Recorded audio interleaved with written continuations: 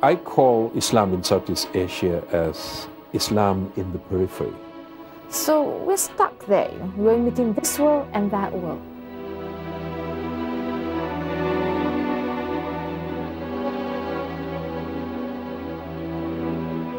If you are fighting your own people, you will never win the war.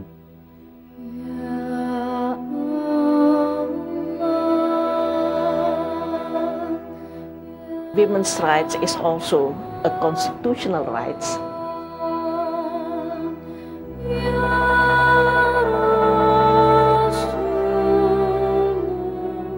Islam is a way of life to me. It's my way of life. We live in the open with all the choices. We want to be good.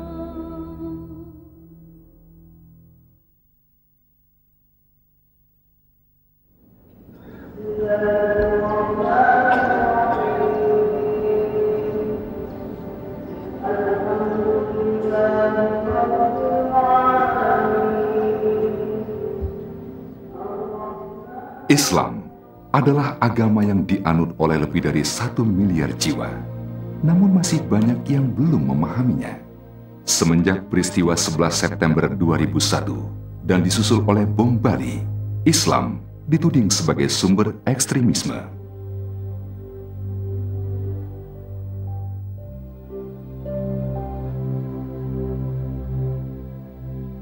Bila seseorang membicarakan Islam, yang terbayang adalah wilayah Timur Tengah. Walaupun penduduk negara-negara berbahasa Arab sebenarnya tak lebih dari 20% dari jumlah Muslim di seluruh dunia. Sebenarnya, sebagian besar umat Muslim ada di Asia, di mana sepertiganya ada di bagian Tenggara.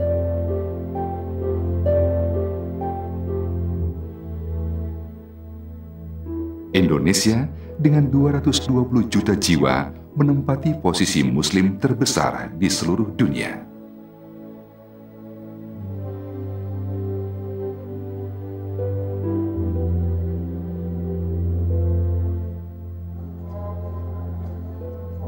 Para pemeluk agama lain menganggap semua Muslim sama.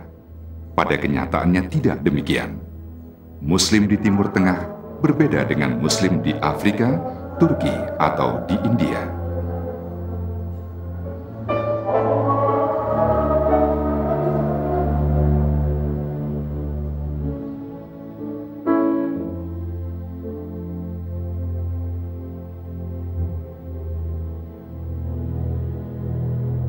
Begitu juga dengan Muslim di Asia Tenggara.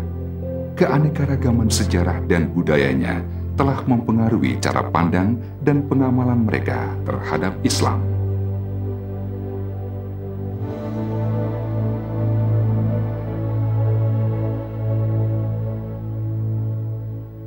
I call Islam in Southeast Asia as Islam in the periphery of the Muslim world.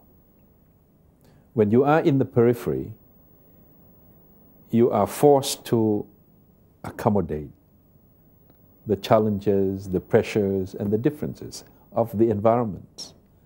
You know, before Islam came here, this area, this region used to be Hindus, used to be full of Buddhists. So when Islam came, somehow it was forced to accommodate.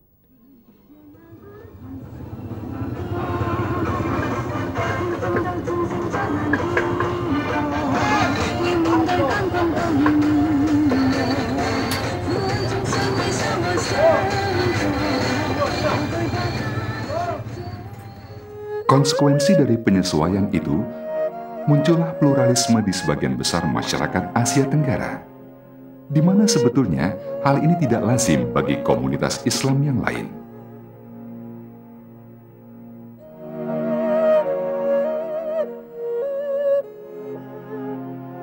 Yang juga membedakan penduduk Muslim di Asia Tenggara dengan masyarakat Islam lainnya adalah sejarahnya. Islam hadir di Asia Tenggara dengan damai, melalui perdagangan dan perniagaan, bukan melalui konflik dan penaklukan. Namun para ahli sejarah saling berbeda pendapat mengenai bagaimana awal mula Islam memasuki Asia Tenggara. Ada yang mengatakan bahwa Islam hadir melalui para pedagang yang datang dari India. Pihak lain menyatakan bahwa yang membawanya adalah para Hadramaut, kelompok mubalih yang berlayar dari semenanjung Arab dengan tujuan menyebarkan agama Islam. It's a rather touchy subject, I think, at this point in time, and it's quite, the subject has been exhausted, I feel. Until we get more information as to how Islam actually came to this part of the world, I think it is a moot point. Because there are those who contend that Islam actually came to this part of the world from Hadramaut. And then there are those who feel that it came to this part of the world from India. And then quite recently, about 2 or 3 years ago, there was a book that came out which said that it actually came here through China. So I think there are people who are involved in projecting a particular hypothesis with regards to how Islam came to this part of the world for I guess, particular reasons. And I feel that at this point in time, it would be difficult to say exactly who has the upper hand. Now, Professor Said Naqib Al-Attas has propagated that it came to this part of the world from Hadramaut. And he has made some very strong arguments as to this fact. And he has presented some interesting arguments. Like, for example, he said that if Islam had actually come to this part of the world from India, we would all be Hanafis and not Shafi'is. But then again, one could easily argue that southwest of India, the southwestern part of India, is Shafi'i. And Dr. Hamka contends that it actually did come from India, and he makes the argument that it could very well have come from the southwestern part of India. Because of the confusion in the kinds of information that we have out there, I think more needs to be done. Historically, one could not, I guess, completely push aside the fact that China did play an important role in the history of Malaysia or Malaya at that time or before that, prior to that. There are materials out there, that has yet to be discovered, which can maybe shed more light on what actually happened in the early days of Islam. Allahu Akbar, Allahu Akbar.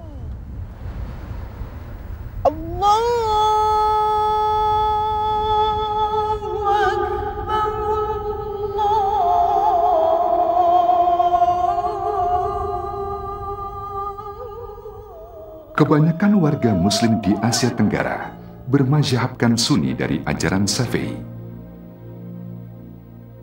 Yang kita tahu, Islam dibawa ke Asia pada abad ke-8. Walaupun perpindahan agama secara besar-besarannya baru dimulai pada abad ke-13. 300 tahun kemudian, Islam telah menjadi agama yang paling dominan di seluruh penjuru Melayu, termasuk Indonesia, lalu kemudian Singapura, Malaysia, dan Thailand bagian selatan, dan merambah ke Kerajaan Cham yang saat ini menjadi bagian dari Kamboja.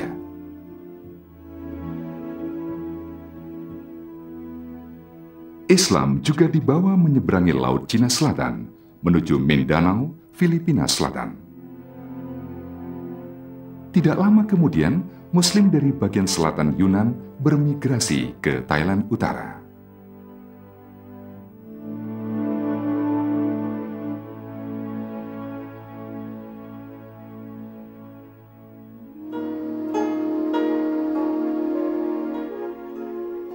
Dalam keragaman ini sering muncul pertanyaan, bagaimana Muslim di Asia menentukan jati dirinya? Apakah berdasarkan suku, berdasarkan kebangsaan, atau berdasarkan pandangan kemuslimannya? Biasanya, baik di Thailand atau di Filipina, Singapura atau di Kamboja, bila Anda Muslim, berarti Anda Melayu. tampaknya hal itu sudah dianggap selayaknya. Bukankah Islam menyebar dengan cepat begitu kesultanan-kesultanan di Melayu menjadi Islam dan menjadi teladan untuk rakyatnya?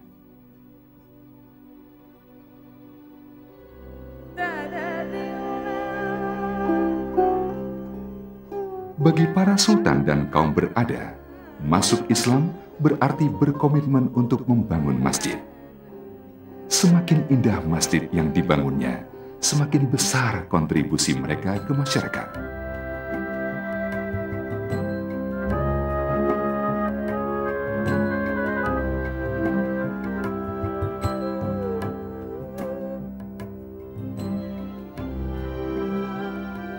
Bagi yang tidak mampu membangun masjid, bisa memberi sumbangan untuk pembangunan masjid. Biasanya yang ada di dalam lingkungan mereka agar mengukuhkan keberadaan mereka sebagai Muslim sejati.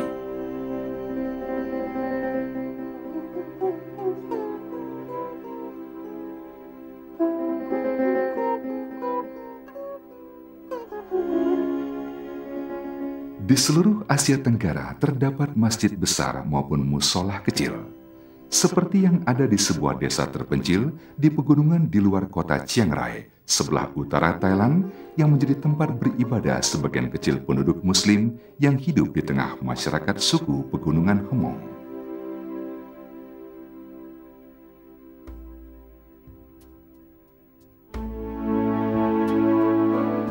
Berbagai masjid tua bahkan telah dibangun sejak kedatangan para mubaligh pertama di wilayah itu, seperti Masjid Raya di Banda Aceh. Juga seperti yang ditemukan di daerah Demak, Jawa Tengah. Di kota bersejarah Malaka di Malaysia. Bahkan di Patani, Thailand Selatan. Beberapa dari masjid itu belum direnovasi, bahkan tidak direkonstruksi. Namun masjid-masjid itu telah menjadi bukti dan saksi atas keyakinan abadi pada Islam. Ada yang mengatakan bahwa kebesaran sebuah negara Muslim tampak pada seberapa megah masjid-masjidnya. Maka demikianlah yang tampak pada masjid negara di ibu kota Malaysia, Kuala Lumpur, dan Museum Seni Islam yang berada tepat di sebelahnya. Museum itu menyimpan banyak koleksi karya seni dan benda Islam, lukisan dinding, serta naskah-naskah, juga berbagai contoh arsitektur Islam yang disumbang oleh negara-negara Muslim di seluruh dunia.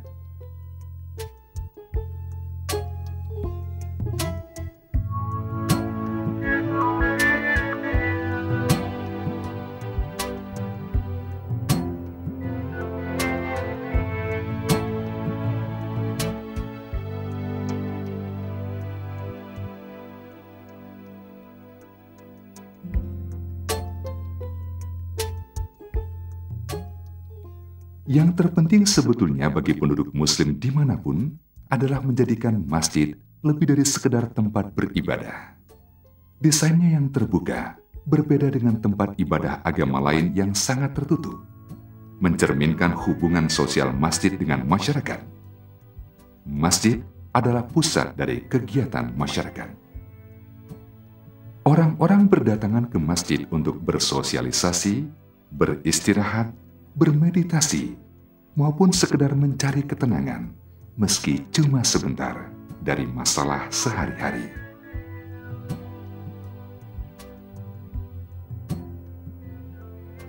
Masjid juga bisa menjadi tempat menyimpan koleksi Quran antik yang ditulis tangan, seperti yang terdapat di Masjid Baalwi, Singapura.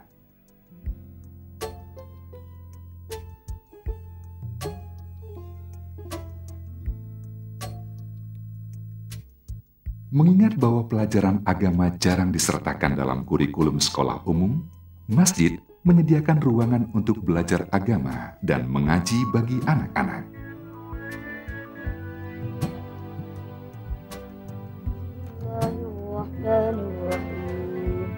Iqra' bismi rabbikal ladzi khalaq, khalaqal insana min 'alaq. Iqra' wa rabbukal akram. Sudin dikenal sebagai siswa terbaik di kelas membaca Quran yang ia ikuti di luar sekolah biasa.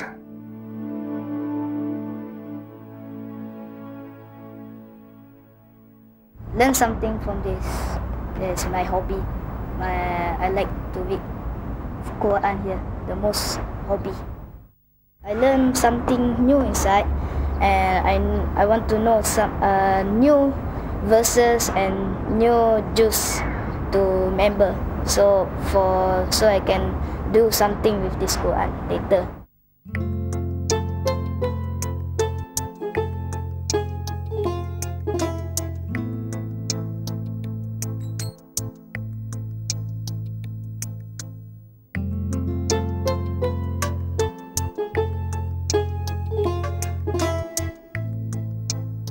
Sebagian sisi dari Masjid Omar di Kampung Malaga, Singapura, selalu disibukkan oleh anak-anak setiap akhir pekan. Ini juga terjadi di Masjid Darul Aman di Provinsi Chiang Rai, Thailand Utara, di mana anak-anak Muslim dari wilayah terpencil melakukan perjalanan untuk mengikuti pelajaran agama di masjid itu, seperti Said, seorang anak lelaki asal Burma yang tinggal bersama orang tuanya di wilayah perbatasan Thailand dan Myanmar, di mana di sana tidak ada sekolah yang mengajarkan Islam. Sifat serbaguna dari masjid merupakan pernyataan yang jelas dari identitas Islam. Masyarakat Muslim di Asia Tenggara selama ini memang disibukkan dalam pencarian identitas keislamannya. Di beberapa wilayah di mana Islam menjadi agama minoritas, hasrat untuk mengungkapkan ciri-ciri keagamaannya lebih kuat daripada di negara di mana agama Islam lebih dominan. Di Thailand bagian selatan dan Filipina bagian selatan, identitas kebangsaan Melayu yang dikaitkan dengan Muslimin Asia Tenggara harus diperjuangkan. Saat ini, umat Islam di Thailand bagian selatan tengah berjuang untuk mendapatkan hak-haknya dalam melestarikan warisan Melayu yang mereka miliki. Satunya bagi keislaman itu yang tertentu, yang betul, yang baik, dan juga amalan yang terus terang dan keraskan ke amalan itu. Yang keduanya, saya rasanya budaya itu kebanyakannya budaya Melayu. Budaya Melayunya asasnya agama Islam. Memanglah berbeza sedikit tentang bahasa, tentang pakaian, tentang hidupan harian. Itu bukan masalah. Pentingnya macam mana kita semuanya memahami Islam itu yang sebenar-benarnya. Dan amal yang kuat-kuatnya. Salah satu cara penegasan identitas seseorang adalah melalui pendidikan, di mana hal ini telah diterapkan oleh Pondok Mahat Misbahuddin di Nakhon Si Thammarat selama lebih dari 65 tahun. Pondokan atau pesantren ini adalah yang terbesar dan tertua di Thailand. Didirikan oleh para ulama setempat sebagai tempat di mana anak-anak Muslim dapat memperoleh pelajaran agama di tengah-tengah dominasi masyarakat penganut Buddha.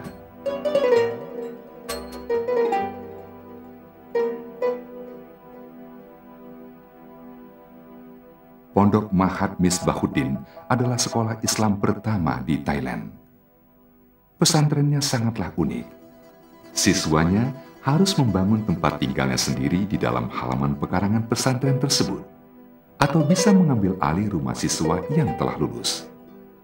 Mereka memasak dan membersihkan sendiri rumah mereka masing-masing.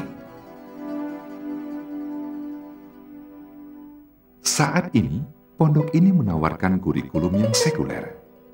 Selain pelajaran agama, bagi lebih dari 1.300 siswa tingkat sekolah dasar sampai sekolah menengah yang berdatangan dari Nakhon Si Thammarat maupun dari berbagai provinsi di bagian lain Thailand. Nu Aimah tumbuh dewasa di pondok ini. Berikut adalah penuturannya tentang bagaimana pondok juga mengajarkan tentang budaya Muslim Melayu pada penduduk yang non-Muslim.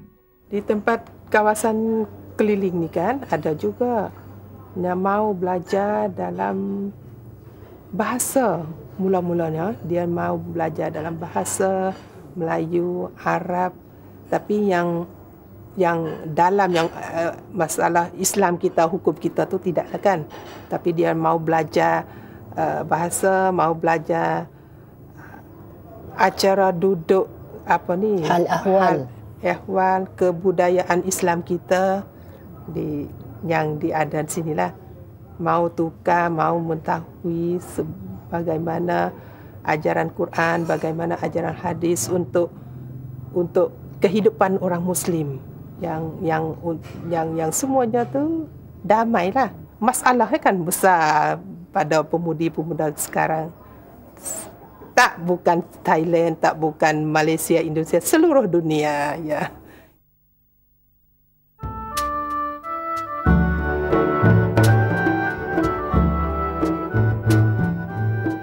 Di Mindanao, Filipina Selatan, para muslimnya menyebut kaum mereka sebagai bangsa Moro, sebagai upaya untuk mencari pengakuan atas latar belakang agama dan kebudayaan mereka. Sebagian dari mereka telah melakukan perlawanan bersenjata terhadap pemerintahan, dan warga sipil pun terperangkap dalam perang yang telah berlangsung selama bertahun-tahun. Yasmin, seorang mahasiswi yang terdaftar di Universitas Mindanao, menjelaskan bagaimana ia dibesarkan di tengah-tengah peperangan yang berlangsung selama beberapa tahun ini. We were affected with the war last 2002, so we need to evacuate for us to be safe. So I studied at Tomas Kabili High School. I am very proud on myself as a Muslim because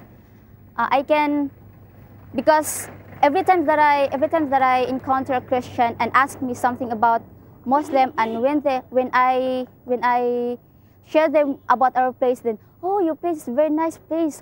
Oh, can I go to your place? So I am very happy that I'm also very, very proud that I am a Muslim.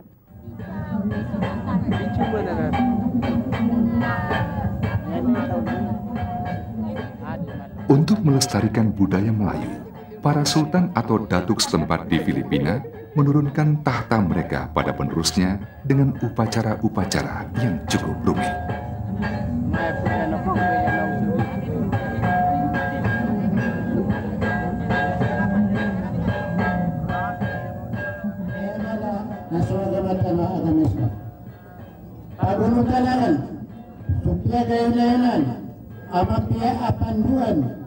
We are so very happy that this ceremony is held in our place because it is very nice to have this, and we are very proud because at least we still have this kind of culture that we still keep the old tradition of the Maranao.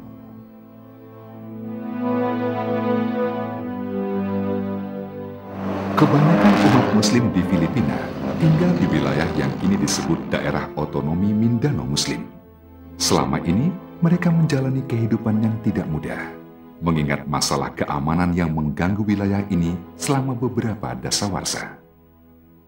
We have a set of questions which we ask people to answer, among which is the question of whether or not we can be Muslims, practicing Muslims, living as citizens of the Philippines. And the answer of our participants are positive. They really want peace. They want to live in peace. They want to be true Muslims by being peaceful in relation to other people of the Philippines. Dalam memerangi pemberontakan, Brigjen Benjamin Dolorvino berusaha untuk melakukan pendekatan non-militer untuk merebut hati dan pikiran penduduk Mindanao.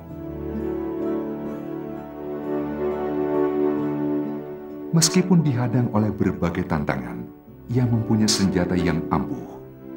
Beliau telah lama menjadi mu'alaf dan telah memeluk Islam dan sangat meyakini kemuslimannya. That's why I'm trying to reconcile my being a military officer and as a Muslim. I know that war is very destructive, and if you are fighting your own people, you will never win the war, because as I said before, counterinsurgency or fighting your own people is a battle for the hearts and mind.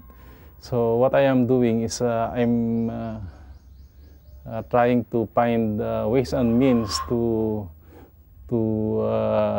get the same result without using military force. Jenderal Dolor Vino pun melakukan kerjasama dengan para ulama dan pendeta setempat untuk mengajukan dialog yang damai. Sementara itu di Malaysia yang jauh lebih berkembang, permasalahan tentang identitas lebih terpusat kepada bagaimana menemukan keseimbangan yang tepat antara iman dan modernisasi. Di antara para pemuda di Malaysia, terjadi perdebatan tentang definisi menjadi seorang Muslim. Dina Zaman adalah seorang jurnalis dari Kuala Lumpur dan penulis tajuk mingguan berjudul I Muslim. I think for a lot of us, we're not sure where we are. Okay, we are Malays, we are Muslims. If you really, really follow the Islamic tenets, there are certain things that we Malays will have to throw away. Our culture, the things that we do, our wedding ceremonies, because that's basically, based on Hindu culture. So we're stuck there, we're in between this world and that world. Cara lain untuk menunjukkan identitas Islami adalah melalui kesenian. Di Indonesia, pelukis Ade Piros menemukan kepribadian Muslimnya melalui karya-karyanya yang terilhami oleh panggilan azan yang memiliki pesona mistis ketika bergema dari masjid ke masjid saat fajar berkabut yang menyingsing di atas lembah di Jawa Barat di tempat tinggalnya. Saya merasa sebagai seorang seniman di dalam berkarya sebagai seorang pelukis itu mempunyai kesempatan berijtihad, yaitu mencoba setiap waktu membuktikan saya bisa menjadi lebih baik. Ya. Kemudian selalu mendambakan bahwa seorang Muslim itu haruslah menjadi sosok yang berguna untuk orang lain. Dan itu juga saya selalu tampilkan dalam karya-karya saya. Yang seperti saya katakan tadi itu, seorang yang baik itu, seorang yang khair itu adalah seorang yang berguna untuk orang lain. Ya. Jadi saya merasa sebagai seorang Muslim itu menjadi terpadu sebagai seorang pelukis dan sebagai seorang yang mencoba berpikir dan sebagai seorang guru dan sebagai seorang ayah dan sebagai seorang yang bermasyarakat dalam dunia kebudayaan. Saya coba menampilkan kesadaran saya sebagai seorang Muslim itu. Salam, assalamualaikum warahmatullah.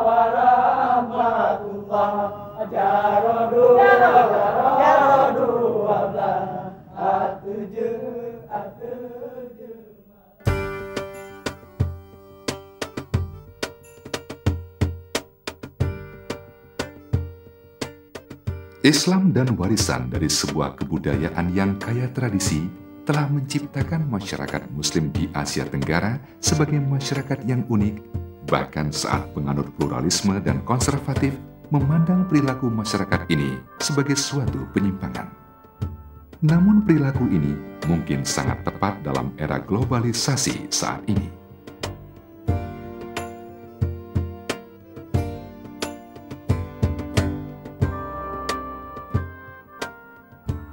Sosok seorang Muslim yang taat tetapi juga mengikuti zamannya adalah Surin Pitsuwan, anggota parlemen yang dibesarkan di tengah lingkungan Thai yang Buddhis dan mengenyam pendidikan di Harvard University di Amerika.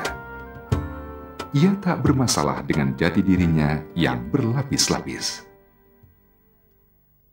We are in the periphery, we are being forced to accommodate, to adapt, to adopt, and to also experiment and to also be very creative in our accommodation to various pressures upon us. The end process, the end product of this ongoing experiments with life among Muslims in Southeast Asia is what? Moderation, more toleration, more accommodating, and more at ease about changes.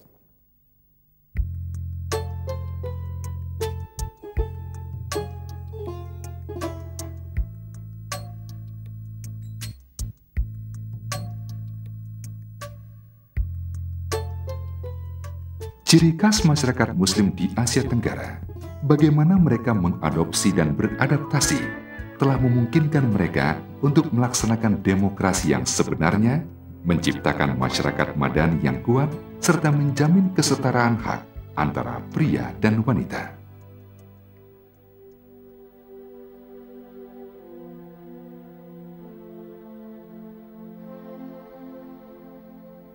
Di Singapura, perempuan menjadi supir taksi, pekerjaan yang selajimnya dilakukan oleh pria untuk menambah penghasilan keluarga. Ibadah juga lah untuk kalau di Singapura itu kita harus kerja. Kalau nggak kerja, bagaimana mau bayar rumahnya, mau makan hari-hari, buat untuk anak sekolah. Ya semuanya duit di Singapura gitu. Beberapa orang penumpangnya mempunyai keingintahuan tentang perempuan Muslim yang menyupir taksi. Ia mengatakan bahwa ada kalanya ia kehilangan penumpang karena ia mengenakan jilbab. Namun secara umum, penghasilannya lumayan. Selain itu, ia bisa menjalankan ibadah sholat di masjid dimanapun ia berada.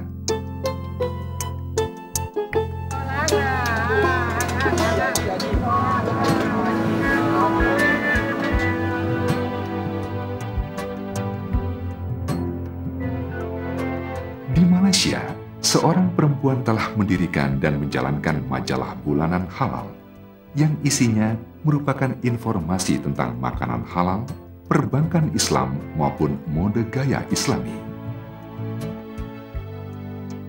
I think that's what is making this media very interesting for me, because for the first time, I think, because I've been interested in Islam for quite some time.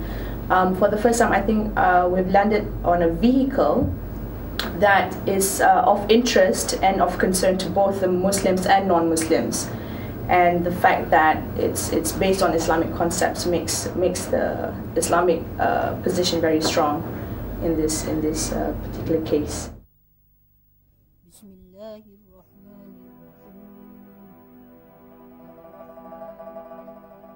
Di Thailand, Hajah Sofia yang telah berusia 75 tahun, yang pernah melahirkan 11 orang anak, menjalankan sebuah pondokan atau pesantren.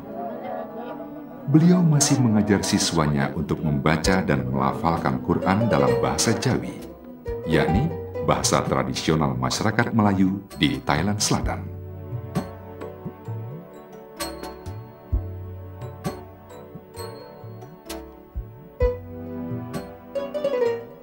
Di negara seperti Indonesia, status tinggi yang disandang kaum perempuan dapat ditelusuri dari tradisi budayanya.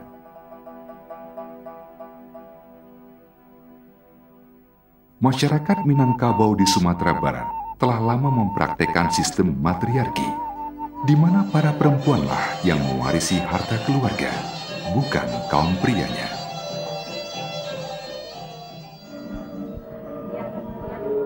Di Pulau Jawa, pada abad ke-19, hak-hak kaum perempuannya untuk bersekolah dan menuntut pendidikan diperjuangkan oleh Kartini, seorang perempuan ningrat.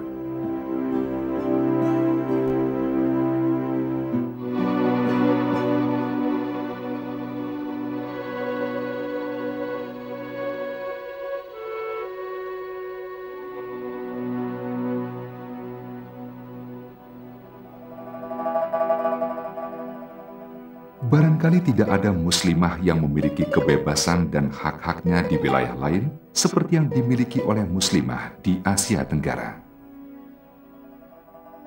Profesor Saparina Sadli adalah sinonim dari aktivisme persamaan hak perempuan di Indonesia.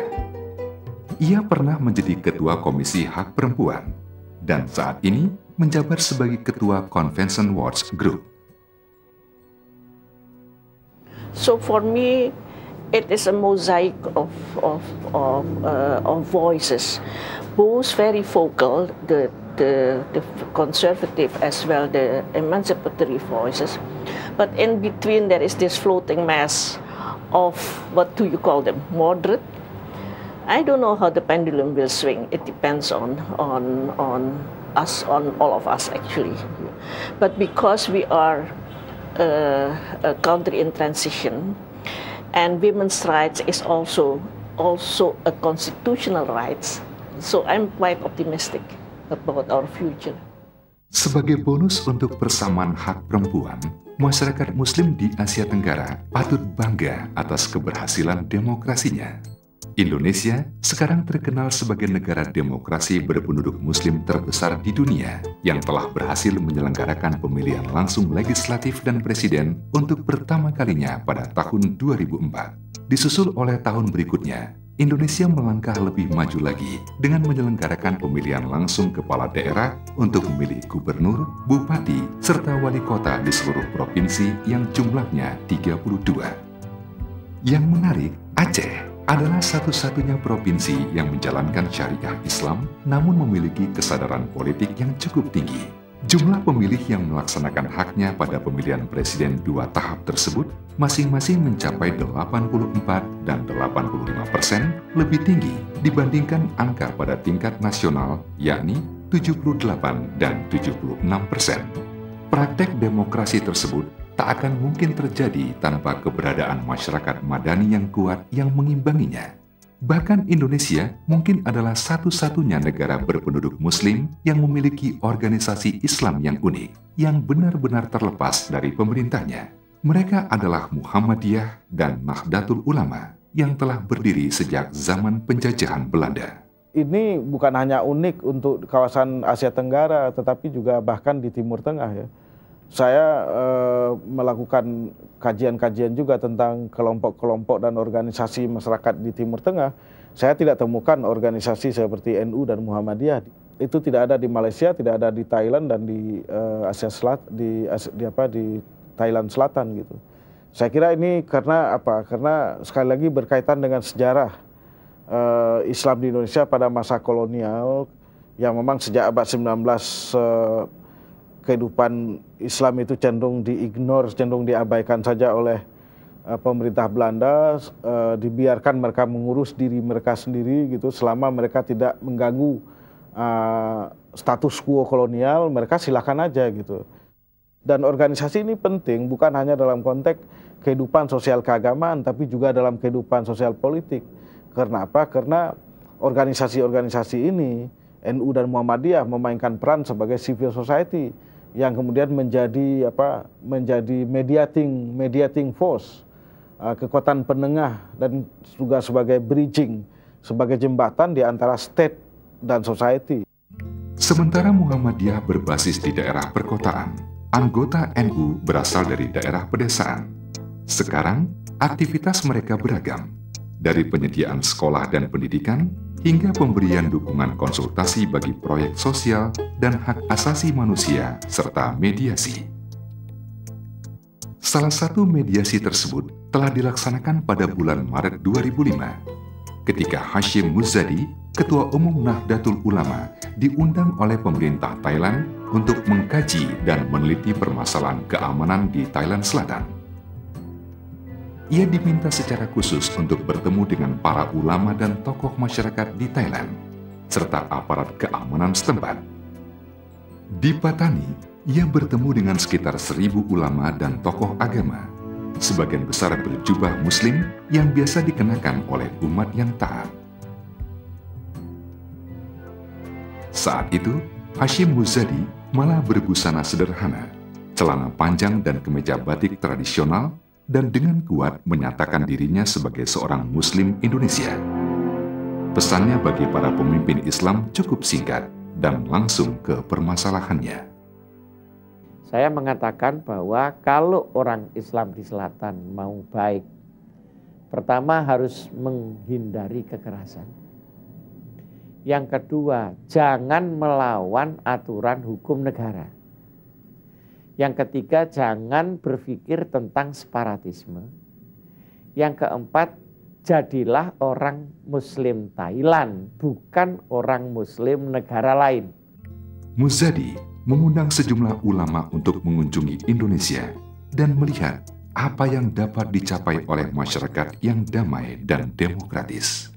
Saya mencoba mengundang ulama-ulama Thailand ke sini. Saya tunjukkan sekolahan, saya tunjukkan rumah sakit, universitas, rumah yatim, supaya yakin bahwa kalau Islam itu digunakan untuk kesejahteraan umatnya, itu akan lebih baik daripada digunakan untuk konflik.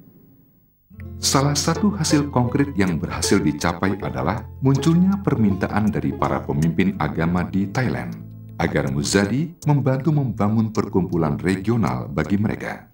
Hal ini bisa menjadi awal untuk jaringan baru yang dapat menuntaskan konflik bersenjata dan masalah keamanan, misalnya terorisme, melalui networking dan pertukaran tetap informasi dan pengalaman. Salah satu keberhasilan dari penggabungan organisasi dan organisasi masyarakat madani lain yang perlu dicatat adalah kelembagaan pesantren di Indonesia. Kemajuan dan kelengkapan pesantren saat ini menjadi alternatif pilihan bagi sistem sekolah yang konvensional, sambil tetap menjamin agar pelajaran agama tidak terabaikan.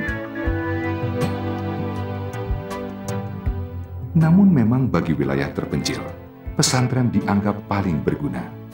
Tidak hanya karena memberikan bentuk pendidikan sekolah, pesantren juga tidak menuntut biaya.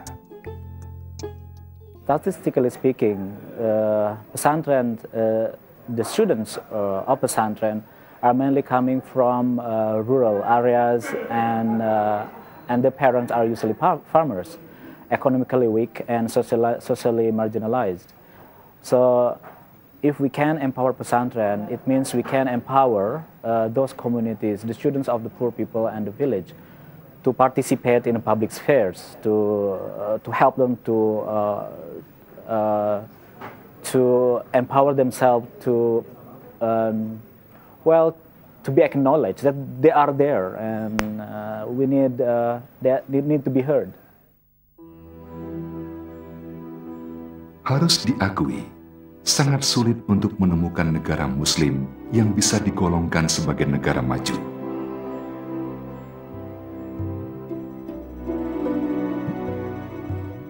Justru, kemiskinan, kebodohan, dan kondisi yang tidak stabil telah menjadi ciri mereka.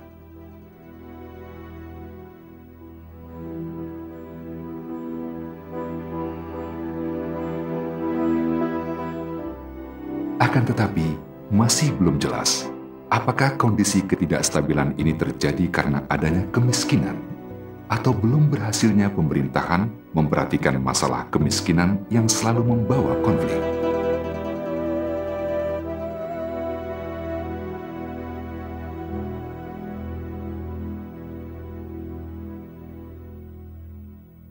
Studies show that the poorest provinces in the entire country are the armed provinces. And now as we see, there is an increase in the level of poverty as the autonomous government takes its life. I mean, it gets longer, the more poverty there is. And the more they claim that a lot of development aid, overseas development, you have all the so-called funding agencies, World Bank, ADB, Japan, and etc. And as they claim that a lot of money has been poured in, the more poverty there is. So you can see what is this? How come, for example, in Sulu, the poverty level has gone to 92%? The talks between government and other, is for the grassroots people, just talks. I mean, it doesn't really have nothing to do with us.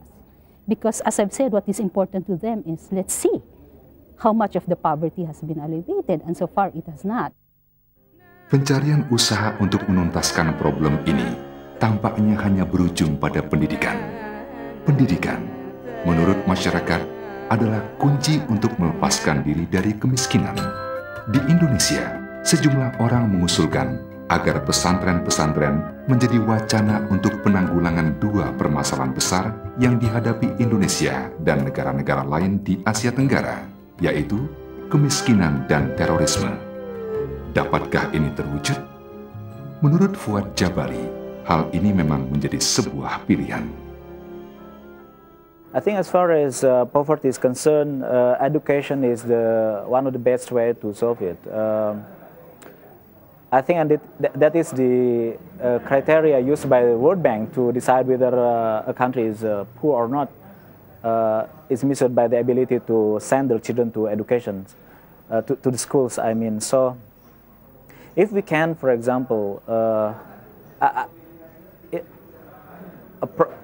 empowered the sons or the children of the poor family, they can, I think, have a better access to resources outside themselves.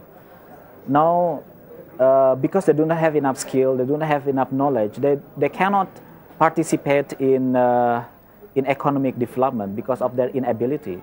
So through education, I think in the future they can.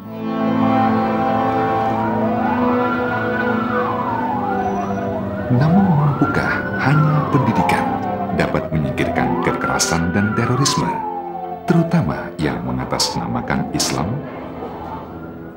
Now, as far as terrorism is concerned, I think if you look at the actors behind the bombings happen in Indonesia, they are connected directly or indirectly to madrasahs and pesantren, certain madrasahs and pesantren. Only small number of pesantren sided with that kind of Islam. It's still dangerous though. But I think, so if we want to cope with the problem of radicalism, for example, I think we have to integrate that pesantren into the mainstream. We have to mainstreaming them. So if we want to solve that, it means we have to reorient their religious understanding. We should enlighten. We should help them. I think those communities to look at that Islam is not that simple. It's that rigid. Islam is an open system. It's a religion that can embrace the full universe. It is rich cultures and traditions. So what happened usually with that group, particular group, they try to limit the riches of Islam, try to transmit Islam according to certain books, certain school of thought, certain figures, and forget about the rest, the number of which is really big. So we have to include the riches of this tradition into their system, so to avoid a narrow view of Islam. Muslim saat ini harus menghadapi permasalahan yang sangat mendasar. Dapatkah Islam beradaptasi dengan globalisasi dan modernisasi dalam dunia yang senantiasa berubah dengan cepat ini? Citra Islam dan peradaban Muslim tak pernah lagi sama sejak peristiwa 11 September 2001. Sayangnya, peristiwa itu merubah persepsi dunia tentang Islam dari ketidakfahaman menjadi tanpa toleransi. Di mata banyak orang, seorang Muslim sama dengan seorang ekstremis. Jadi tantangannya sekarang adalah bagaimana caranya meningkatkan pemahaman umum tentang Islam sebagai agama yang progresif. Di Asia Tenggara, tantangannya adalah untuk mencari identitas dan jati diri Islam yang tepat, serta menyeimbangkan iman dan modernisasi dengan tepat. We would like to remain Muslims by taking our principles, attitudes and values from mainstream integrated Islamic discourse. At the same time, we have to empower our people within the context of that intellectual discourse in all fields relevant to the present age, so that we will survive as an authentic Islamic nation, while at the same time having the capability to solve our own problems in our own way. Mungkin aspirasi penduduk Muslim di Asia Tenggara lebih tepat bila diungkapkan oleh seorang warga Thai yang telah merasa cukup nyaman dan percaya diri dalam jati diri Muslimnya. We live in the open with all the choices. We want to be good. And that is a very, very conscientious and moral choice. I want to be a good Muslim, in spite of the fact that I have a lot of opportunities to be different. But I still want to be good. Now, that would force you to accommodate, that would force you to live in the conflicting pressure and environment. If you maintain yourself that way, you are mature and you are ready to go into life of modernity and globalization. And you won't get into conflict and tension and confrontation, because somehow you adjust, you adapt, and you adopt with confidence in yourselves that you are still a genuine and true, practicing, faithful Muslim.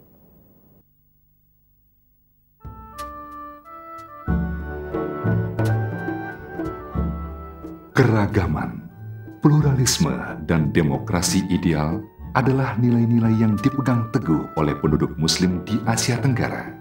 Baik itu pria atau perempuan, kaya maupun miskin, di masa damai ataupun dalam konflik. Permasalahan pasti ada, tapi akan dihadapi dan ditangani dengan kepastian dan keimanan Islam yang mendalam dan abadi. Lebih dari apapun, jati diri Islam yang kuat inilah yang membuat para Muslim di Asia Tenggara mampu untuk bertahan.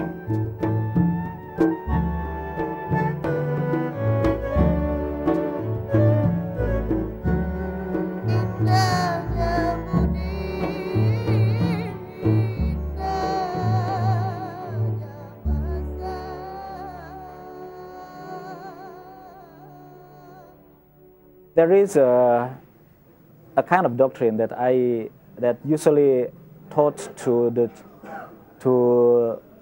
every Muslim, that Islam is rahmatan lil alamin. It is a grace for all alamin, mean all peoples, all to the world. And I think that is the essence of being a Muslim. And there is one tradition I always remember, that the best of you is measured by your by the good thing that you do for the people. And the word used here is not Muslim, but people, anas, people. So whether I'm a good Muslim or not will be decided by my good things, by the good thing that I do for the people, not for myself, not for my Muslim community only, but also for community outside Muslims. Yeah.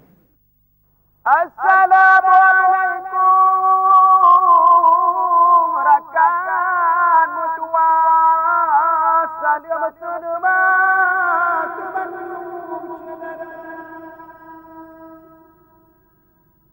sabab ada puja Allah ke Rasulullah selawat benar.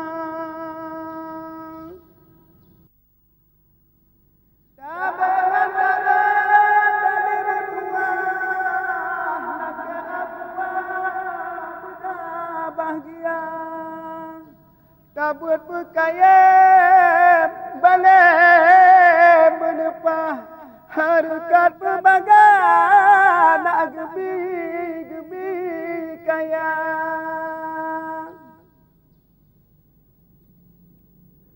Menan kepegang masa tabara lein datu gedanya dalam hati majang. Menyohana tak usah pada dekat di imannya. menyona tak usaha dahan kaya tentu senang.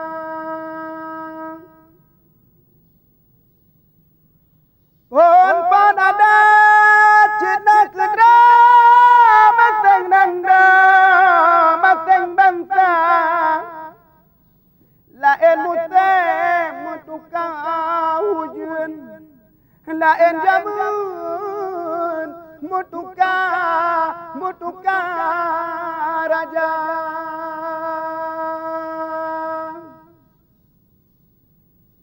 Asai nanggra barimba Tuhan hutun beradun hana manusia tekan lentu musosah payah harimba legecah ilah daya.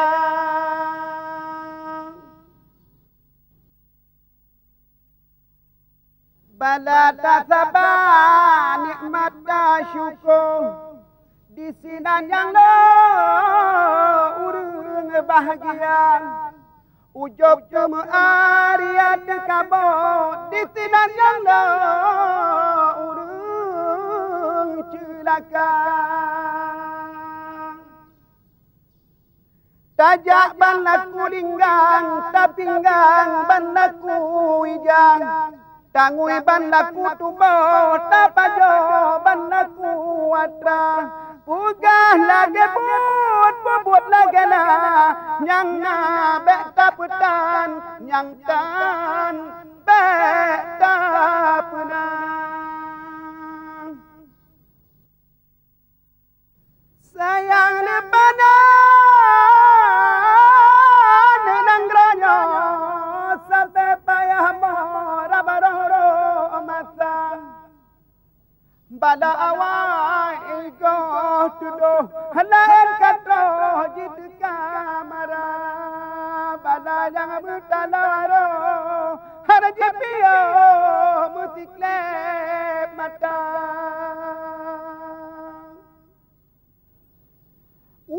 alam dunia gedek kena gesawi ditanya benantu gebang tutu musabah bagah pesampau ada nang raya kamunan kadang oh no kedile yang jelon rawi duduk kunai tasamong